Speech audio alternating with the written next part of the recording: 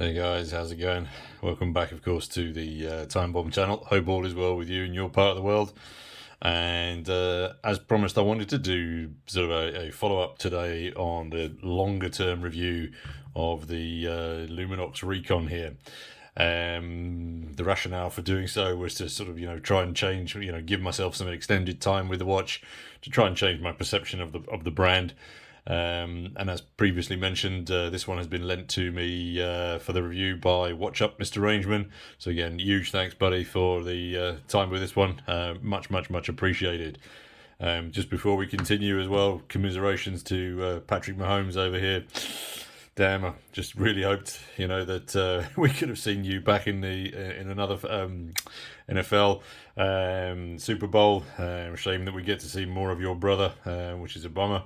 But yeah, massive respect to the Chiefs, what they've done this year. But enough of me rambling. So the idea was then to spend a little bit more time with a watch, and again, as I've shared on the channel, having a small person in the house has meant that our lifestyle has had to change considerably, and getting out and about to do more in-depth beat up reviews of something like this is something that we are still adapting to. I kind of would have liked to have put this watch through a little bit more, of a serious test. I would like to have done something just a little bit differently, say, for example, a few camping trips, hiking trip into Brecon Beacons, something like that. But it's January in the UK, and having a 2-month-old baby in the house is somewhat hamstrung circumstance, or we've been hamstrung by circumstance. But anyway, I've had a little bit of a bash. And in so doing, I've actually found myself constantly and inadvertently comparing it to another watch, and that's the Deep Blue Day Night here. And I think primarily one of the reasons why I've just found there's so many similarities between the two watches. Obviously, case construction, price point, dial design, layout, the tritium aspects, etc. I think also that they're pitched, at a very similar niche, both within watch design and also then the watch market. So I think to provide then, some better feedback on the Luminox here, I'm going to do a face-off with the deep night. I keep calling it the deep night, the Deep Blue Day Night, and going to give it some scores. 1 second here, I've got the categories over here. 1 second. All right, so better setup now. So as I say, so this is the sort of the face-off type of aspect that I wanted to try and achieve. Whole bunch of categories down the left here. Again, these are all purely personal choice. My criterion for watches, and then also the scores. Again, clearly, somebody else doing this kind of comparison would probably pick something else. As we all know, one man's watch is one man's feast, and another man's watch is another man's poison, or something like that. Anyway, so. The first category that we got then, I think, just to compare the two, I think obviously then is brand history. I think, yeah, so just pull that down there. I scored this one nice and simple that the Luminox, yeah, I mean, just going to win that one. They started out, with their watches, created a lot of brand history, whereas I think, for Deep Blue, for many people, they could be, unknown to many of the watch buying public. I think obviously with the celebrity endorsement, and the marketing that Luminox, undertakes, that branding, much stronger. Name coolness, yeah, so this is an odd category, but yeah, for me, I kind of like whether watches are called Ricky Recon or they're called Samurai or something like this. I mean, Day Night PC, that's all the name that they've given this one. It's kind of neither here nor there, really, is it? So I think, yeah, the Luminox wins that one. Next category that we've got then is shakers and movers. So shakers and movers, yeah, I mean the obviously this one is then that supposed Swiss quartz. It gives you much more sort of grab and go utility. Whereas we're looking here, obviously, then at the Seiko, the NH3035. It's a shaker. I think both of them are pretty much on par. I mean, it really is personal preference. I'm absolutely fine with quartz and a watch like this. As I say, you don't need to think about winding or setting it, etc. Just pick it up, go crack on with it.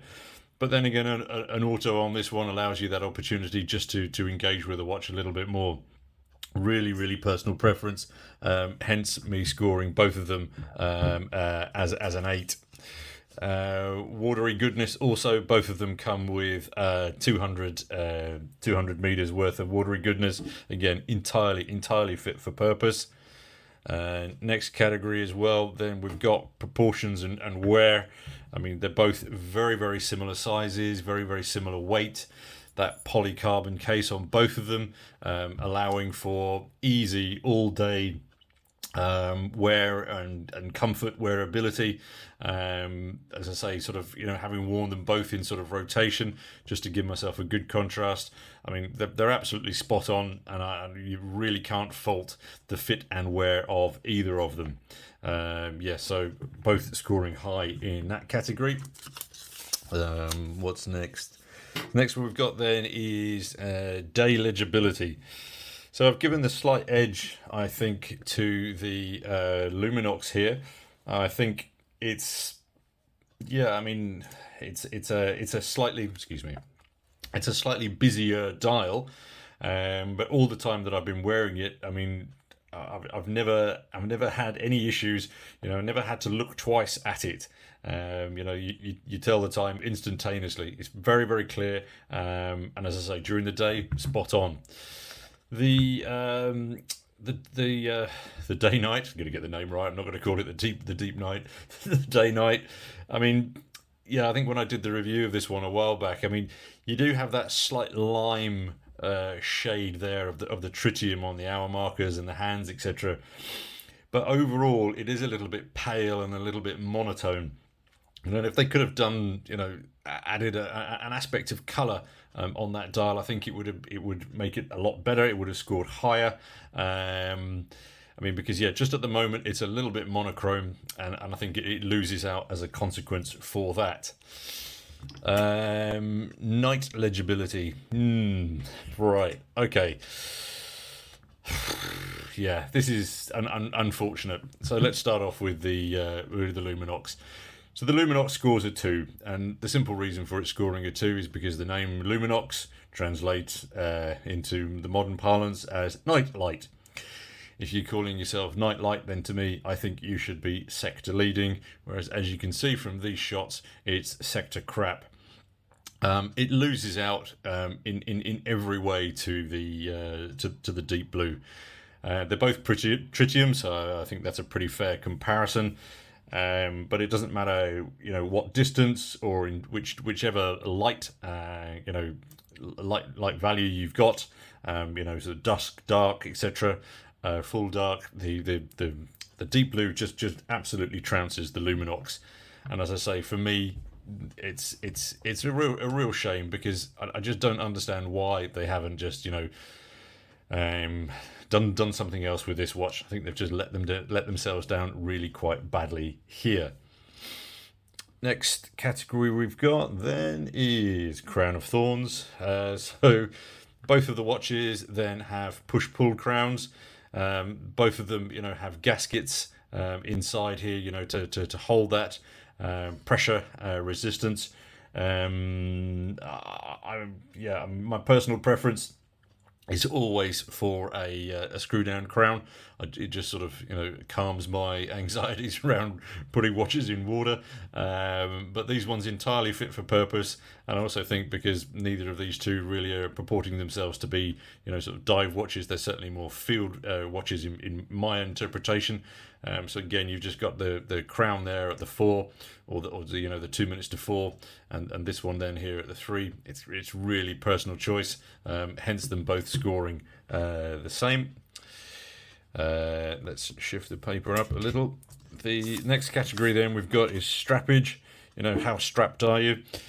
Well, the Luminox doesn't come on the original strap. Mr Rangeman changed this one because the original strap came with just branding absolutely everywhere. So he put it on another Luminox strap. I did find in the time that I've been wearing it, it's not the most comfortable straps. It's a little bit sweaty Betty. But this one does have far less branding on it than the one that he chose. The one that it came with. Whereas the deep blue, okay, so it comes with a much bigger buckle here, which I found was quite nice, you know, if you're wearing gloves or something. But it's an absolute link magnet, and it gets filthy. And I find myself having to clean this, you know, sort of, you know, on a weekly basis. I think my preference in the future, I'm going to throw this on an Uncle Seiko, because I just think, yeah, it's just going to work much better. There's just something about the surface of this one. It just attracts absolutely everything. So yeah, neither of them scoring particularly well in that case. Case in point. So we're looking here then at the case bodies themselves. Both of them, as I say, made out of the identical material. You know, they've got very, very similar lugs, very, very similar case designs. There's little to separate them in that sense. Obviously, the deep blue up the top being a fraction thicker, obviously to accommodate that automatic movement, whereas the Luminox there then having that much flusher base there. But I mean, essentially, there's not that much to separate them in that sense. I think both of them strike me as being very robust. They're very, very lightweight, and as I say, all-day wearability with these two, you know, really, really, really very, very good. The case lines, I suppose, if I've marked them down a little bit on scores, is because, yeah, I mean, they are fit-for-purpose case designs. Neither of them are going to be winning any design awards in that sense. You know, they're very, very straightforward, very simple, very fit for purpose. So, yeah, not a negative score in that sense. Bezelage, the next one. Okay, so again, yeah, I mean, the bezels on both of them. So here's the Luminox, and then here's the deep blue. Neither of them have an exactly refined action. Both of them are quite stiff and industrial. However, there's certainly no knocking these things out of position. And in addition to that, they line up absolutely perfect. So, yeah, this one's just a fraction stiffer to move. And I think the primary reason for that is if you look at this one here from a profile, it's got a slightly more cupcake top design, you know, flaring up to the top. And in addition to which, the crenellations around the outside are much thicker, meaning it's much easier to grip and operate. Whereas on our deep blue, you can see that it's more of a convex design, and as I say, the crenellation's much slimmer, and there's less overlap on the sides, you know, to get your pinkies around. But I mean, yeah, it works fine. But yeah, just when you're comparing, sitting the two next to each other, I think this one possibly takes it just a little bit. Yeah, I mean, I didn't have a chance to use either of them when slippery, when wet, but I'm imagining the Lume would probably take that one. Maybe I should have given it a half point more. The dials. So thinking of the Luminox, I mean, the date window there is a tad small at a distance. I mean, the dial is very, very busy, but it's also quite fun to look at. I think it's quite attractive, and as I say, the balance with the colours, with that orange, just really does contribute to legibility quite well. The design's quite nice. The legibility on the deep is much cleaner, in the sense that there's less going on. But as I mentioned before, because of that colour palette, it does detract a little bit. And again, on both of them, you can see you've got the digits inside the markers. Yeah, I mean, the date window down there are 4. Yeah, it almost disappears. Yeah, I mean, could they have color coded it? Yeah, maybe. Might have given them a little bit of difference, but I suppose there with this way, at least it contrasts with the digits of the time. Yeah, and then price. Price is a tough one. Again, I've scored them both as they are. Equal scores. I mean, to me, Luminox watches in general are overpriced for what you're getting. In addition to which, they're constantly on sale. You know, suggesting to me that retailers are struggling to flog them because, yeah, they're always on sale. Even after a couple of weeks after release, you know, they're on price reductions, and that's even obviously the limited models as well. You look at some of the newer ones, you know, they're up to the £1,000 mark. I really struggle to pay that kind of money for them. However, by contrast, deep blue, I mean, if you're paying retail for these things, again, I think you're making a mistake. I think the way these things work is on the launch prices. That's the best time to get them. And I think I paid, what was it, £125 or something for this. Whereas retailing, they want something like 300 plus. I mean, yeah, it's just not an option at that price. But at launch price or at sale price, yeah, I think it wins in that sense. So all of those things then totaled up give us a score of 83 out of 130 and 87 out of 130, with the deep blue taking it. And I think the reason that I'm giving it to the deep blue in this case is just I think that the tritium on this one, just literally just bombs this thing out of the water. I also think that the price value package on the deep blue gives it that edge also.